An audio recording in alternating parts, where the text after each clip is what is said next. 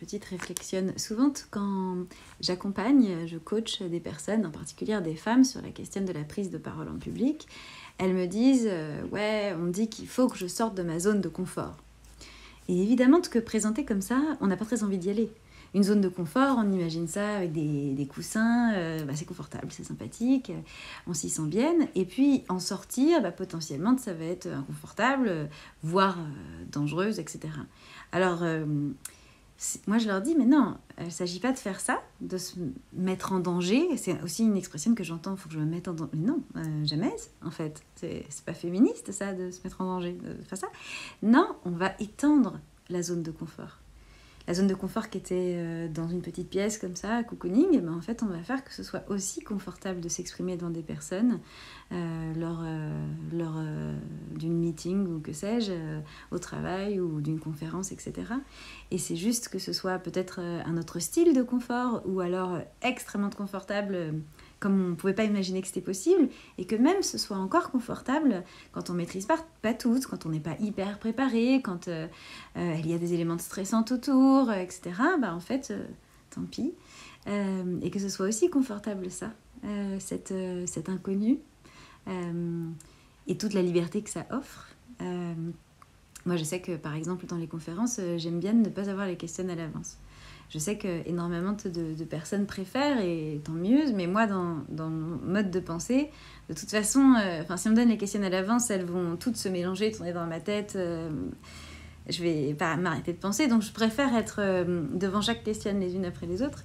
Et en fait, c'est aussi plaisante d'être comme ça et confortable, d'être dans l'instant présente comme ça. Donc, propositionne. Cessons de penser les choses comme ça, de se dire il faut que je sorte de ma zone de confort. Mais non, il faut que j'étende ma zone de confort, que je l'élargisse. Et c'est vrai que c'est une autre manière qu'ont les mots de compter dans notre manière de penser, de voir les choses. C'est comme lorsque les femmes me disent, les femmes que je coach aussi, moi j'ai du mal à me vendre. C'est-à-dire, en fait, ce qu'elles veulent dire, c'est j'ai du mal à dire, voilà, j'ai fait ce travail-là, j'en suis fière, et c'est du bon travail, etc. Donc, je mérite une promotion, que sais-je. Et donc, elles me disent, ouais, j'ai du mal à me vendre. Mais encore heureuse. Parce que c'est horrible, en fait. Si on pense les choses comme ça, mais évidemment que tu ne veux pas te vendre. À personne, jamais, on n'est pas à vendre. C'est dingue, on n'est pas des esclaves. On essaye de ne plus en être, en tout cas, c'est tout le sens de la féminisme. Donc voilà. Si par contre, je voudrais savoir mettre en valeur mes compétences, ma travail, je voudrais mettre en valeur mes œuvres, mes trouvailles, alors là, c'est sûr, on a davantage envie d'y aller. Donc, cessons de se dire « Il faut que j'arrive à me vendre ». Jamais. C'est votre intégrité. Hein. Non. Disons-nous, il faut que j'ai envie. D'abord, c'est pas il faut, c'est j'ai envie. J'ai envie de savoir mettre en lumière, de savoir m'autoriser à mettre en lumière, parce que c'est ça aussi, hein, c'est une autorisation à être fier de soi et à la dire. Donc, j'aimerais m'autoriser à savoir mettre en lumière mes compétences, mes œuvres, etc. Et se dire les choses comme ça, ça va aider à y arriver. Là, d'un coup, ça n'a plus l'air dégradante, quoi, tu vois.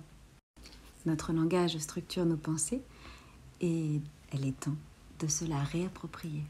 Et d'ailleurs, on vient de finir une live Insta avec Élise Garcia, une autrice qui propose aussi des ateliers d'écriture et qui, là, m'invitait à intervenir dans le cadre des carnets d'écriture qu'elle envoie chaque semaine cet été.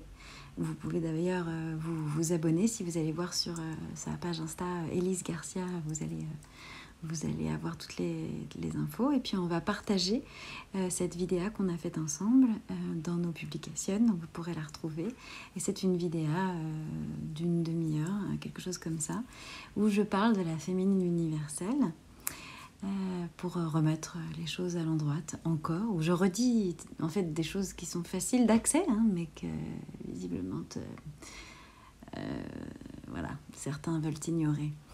En tout cas, c'était chouette cette invitation et je vous encourage à regarder la vidéo.